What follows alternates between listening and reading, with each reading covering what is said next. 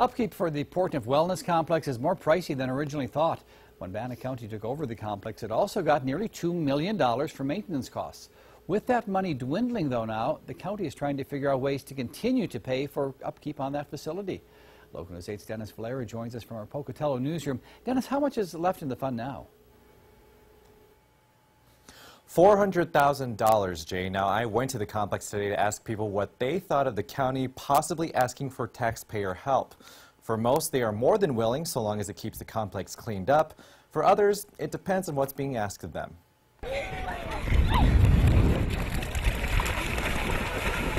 Mona Thurnagel and her family have been taking advantage of the Portneuf Wellness Complex since it opened last year. I've been jealous of other towns that have beautiful parks like this, so it's nice to have ours. When I told her the county has been considering ways the community could help subsidize maintenance costs, she says one thing she wouldn't mind is fee increases.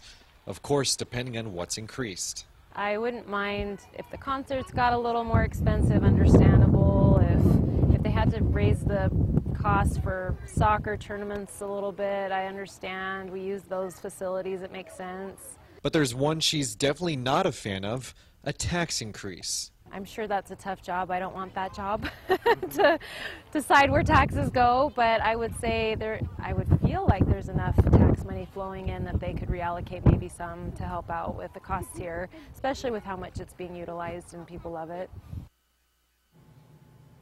Now, all the ones mentioned in this story are only possibilities at this point. There have been no decisions made. The commissioners will let the public give their input at their weekly meeting next Wednesday at 9:15 a.m. in the Bannock County Courthouse. Live in the Pocatello newsroom, I'm Dennis Valera. Thanks, Dennis. In a meeting today, the commissioners discussed possibly creating a Parks and Rec department or a Parks and Rec district to help manage the complex's maintenance.